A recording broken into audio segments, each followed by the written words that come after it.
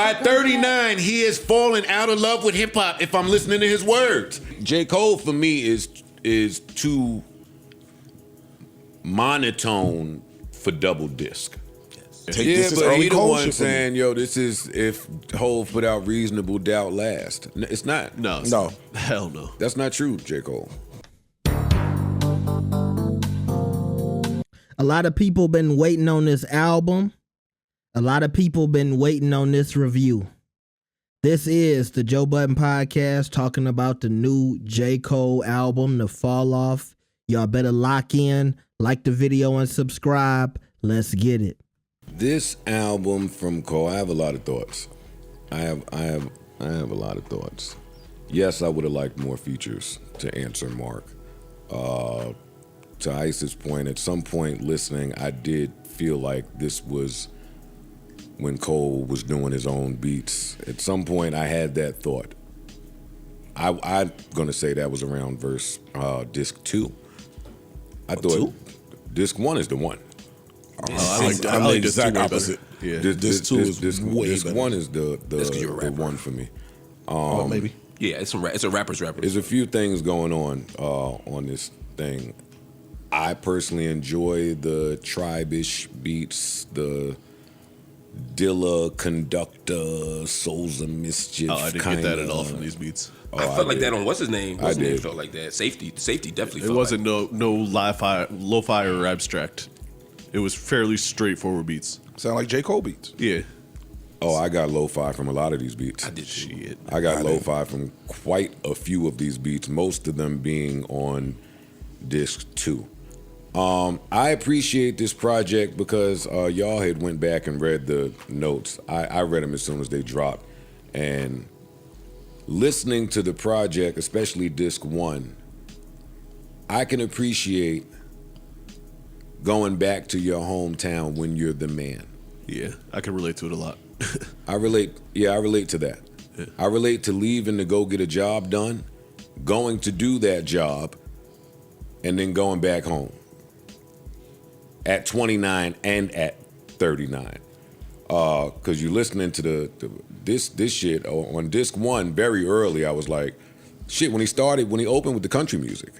Yeah. It's folk, but yeah. Whatever it was, that sound was like, it brought me to when I'm in South Carolina and on Sunday everybody in church and niggas in pickup trucks and playing gospel or whatever the fuck is going on.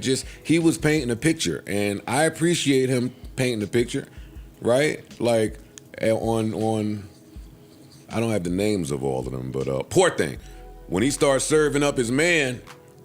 When he starts serving up homeboy that was back home talking shit, yo, I heard some nigga back home was talking, some local nigga. Whoa, he tore this local nigga apart. But at home as a listener, I'm like, yo, who the fuck is J. Cole talking to right now? But I know in Fayetteville, North Carolina right now. They know exactly who the fuck. In Charlotte and all surrounding towns, it's lit up there. Facebook it's all the country niggas that are into rap and that watch this nigga from small and believed in him, and that whole circuit is in an uproar upside down right now. I do think that that's fire. This record, there's a couple records on this that are super Lupe coded to me, and this is one of them. This sound like this feels like from the Cool. This feels like some of them hooks from the Cool. The I Used to Love Her redo is also very, very Lupe coded. Shout out to Lupe. I feel like this, maybe in a perfect world, I feel like to J. Cole, this could be his final album. Like, I feel like in his brain, I did it. I'm done. I'm independent. And actually, I'm not so in love with hip hop anymore. I get that from I'm still in love with her and It's Lonely at the top, which we'll play at some point. Both of those songs are telling me that J. Cole is like, he over this shit. It's like me. He wants to ride that bike and chill out. He's over this shit, bro. Yo, dog. And he kind of been You saying realize fame ain't what it's cracked up to be. You're not here for the fame. You grow up and you notice yourself listening to less and less and less and less hip hop for some people that were immersed in this shit, it gets to absolutely nothing. Niggas thought Kanye was crazy all them years ago when he said, my house is too clean for me to put hip hop on. We judged him. We threw tomatoes at that nigga. But you hear J. Cole on Lonely at the Top, and you be like, well, yeah. I mean, I identify with that at 45. You never liked rap. I listened to it. It molded me. It shaped me. And that's kind of what he's talking about a lot on here, which is why I fuck with it so much. We were raised by some of these rappers. For sure. When we saw music videos and rappers on interviews, that was in our blood, our DNA. We were home as teenagers, writing, dreaming. This was a dream come true to do shit like this. And then you get in it and realize, oh, it's all a farce. Smoke and mirrors. It's all smoke and mirrors. We'll get to that. It's not what it was cracked up to be. The rappers I looked up to and the rappers I admired are not that. They're caricatures of themselves. The songs are from song makers and songwriters and writing camps. They're not genuine thoughts. Right. He didn't really write this record. That was passed down from an A&R because Ludacris didn't want it. And it's like, huh? Where am I? Where am I? Oh, we can't get paid from certain shit. Oh, we got to go on the road. We got to get money on the road. We got to fight for our now. Why? I don't need this shit. Why? Especially when you're as successful as he's been. Like, yeah, I'm cool. Yeah, man. Yeah, I totally feel him on this. My problem with J. Cole is he's anticlimactic. Yeah. Although he gets into some later in the record, he gets pretty animated. On disc 2. Bunch Road Blues to me is that's one of the better records. One of the better records on the entire album. Shots on Cat. And back to Mark's feature point, that's what made me realize J. Cole for me is too monotone for double disc. Yes. And then he's too monotone for double disc and J. Cole beats. And that together and no something. features. And I'm saying that as an MC that also was monotone, more monotone than him. He does more with his singing and with his vocals than even I did. Yeah. But he don't have the voice for double disc. So when Tim's came on, it was such a breath of fresh air for me. For sure. It was when Burna Boy came on disc 2 on that, what am I yearning for, on that flip. That's the other thing about disc 2. The Mobb Deep flip, I did not love. That's one of my. On disc. Well, No, you're talking it about is the realist flip. Yeah. There's 2 Mobb Deep flips. Oh, okay. There's Drop a Gem on it, which was on this end of. No, you know the one. I'm talking about the Village. I'm talking about the I didn't one love that's that either. one of my favorite beats of all time. They did too much with it. That's one of my favorite beats of all time. I did not love that. Didn't love what he did with the DMX. How's it going flip. down? Like some of the Yeah. flips, I didn't really love, and for me, those were on disc Disc 2. But this album, almost too many stories for my liking. I get that. I get Because he can't, for me, like on disc 2, he told a story, and I get what he was doing, about him pulling up to get gas. Yeah. And somebody asking for a picture. I love that. He done storied me so much before that point. Yeah. I didn't feel like this was necessary. There was no twist. There was no plot. This was, I went to the gas station to get gas. I try to hide because people recognize me and I hate being famous. I identify with that. And somebody wanted a picture. I'm like, dog, if we on a double disc and that's the moral of the story, scrap the song. Yeah. By 39, he has fallen out of love with hip hop if I'm listening to his words. And that's what it just comes off as to me, that's all. Yeah, but I just thought he was doing such a great job with the story that a lot of disc 2 wasn't needed. Whole new story. Yeah. Whole different story. Without substance for me. I will agree that it's less narrative based. He tried to slip a couple records that are just more standalone. I feel like there's not much on disc 1 that's standalone. Like, I don't know how I see why he didn't really pick a single, because there's not really a single. Yeah, I couldn't find a single on here. I think that the Tim's record is a single. I think that the Burna Boy record is a single. I think that Legacy is a single, and there was one more record on here that I thought was a single. I don't think that he goes into album rollouts in that state of mind, especially as an independent anymore, like single. But do I think that there are records on here that are gonna continue to pick up and support the project? Yeah, it's there. It don't sound like just all for the backpackers, all for the J. Cole heads, and all for the lyrical miracle niggas. It don't. If you condense these projects to 16, 17 records, I think you're having an entirely different conversation. And even that's a lot of music. 16 and 17 records on a project. Mm-hmm. I don't think he shouldn't have had no problem taking off at least 7 of these records. Zero problem doing that. That's my opinion. Especially if we weren't gonna get some more rap features. Rap features help on a double disc.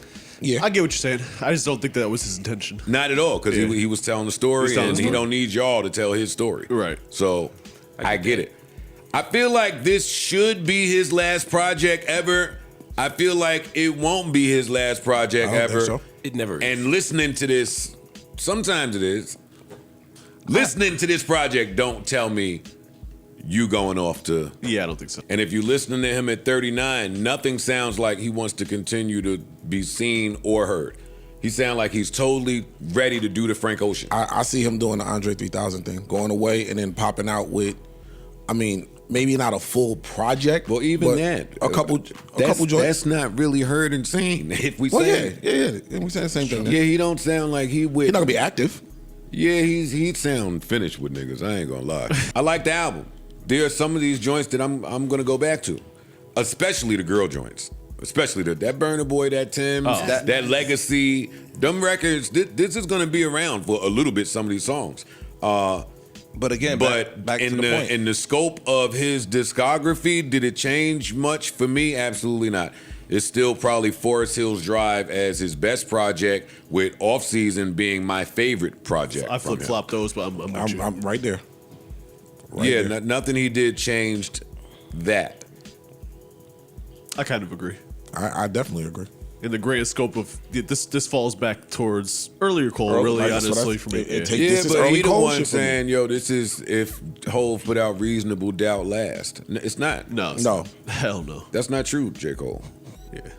I don't want to be a dick for saying that, but that's not true. But J. Cole, easily one of the greatest rappers that we have. For sure. Not even I debatable. love that there's still somebody that actually appreciates the art form, that is down to even take risks conceptually, not hit every mark. Like please don't get me wrong. I appreciate all of these things, but just this album did for me also highlight some of the things that frustrate me about J. Cole.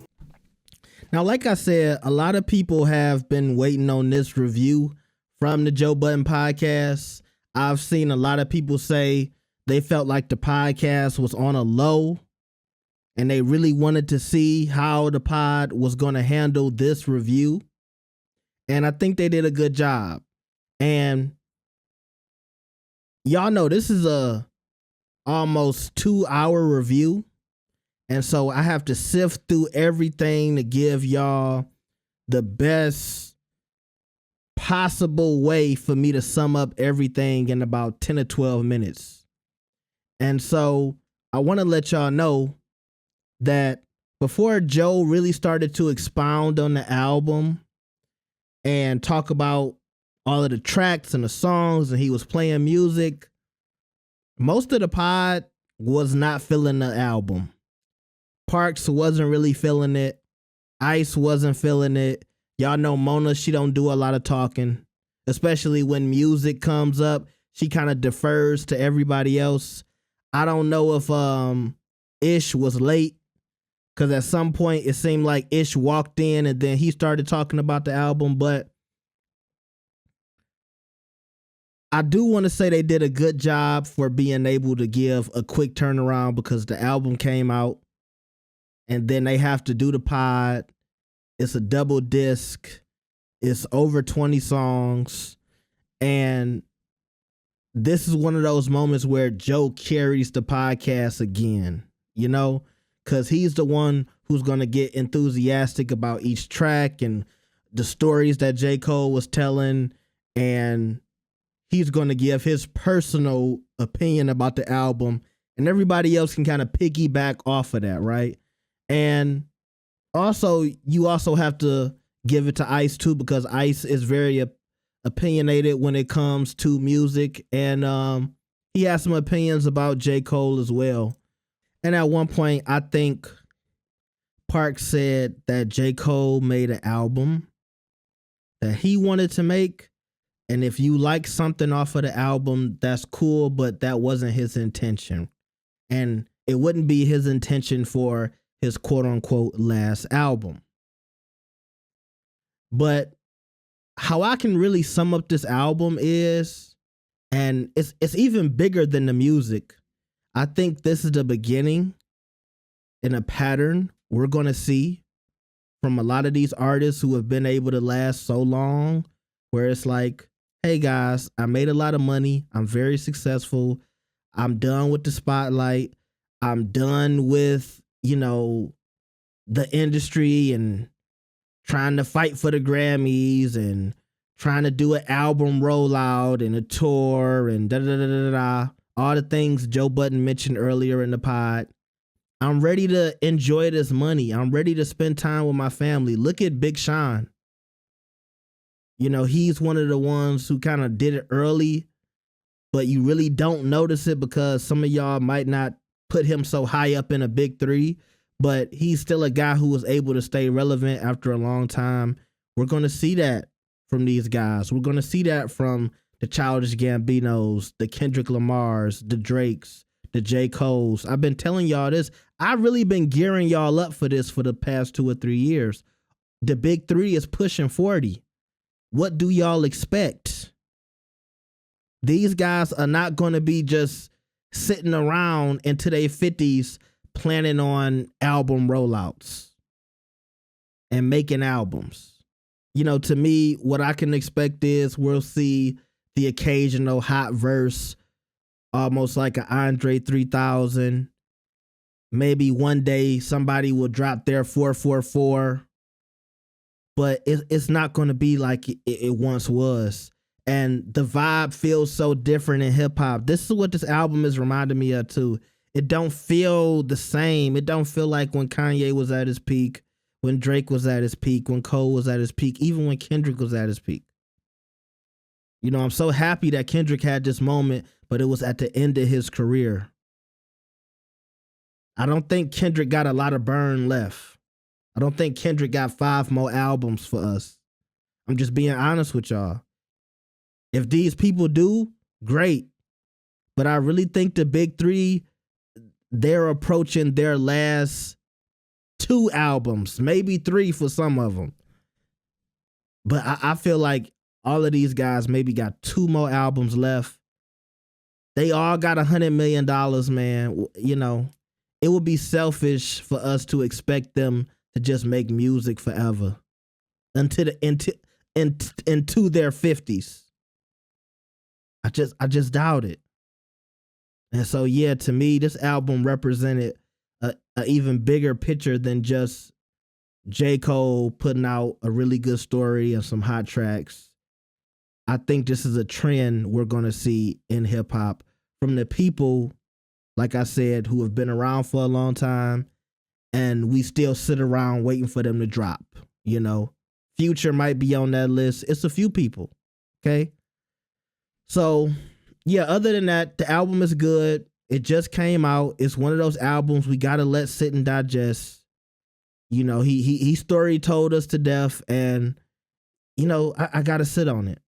That's why I didn't do a review. I was really taken aback. I was like, oh, I wasn't expecting this. I didn't read none of the notes. I just went in blind, and I was pleasantly surprised. But you give me some sample beats, I'm here, Y'all tell me what y'all think about the album. Shout out to Cole.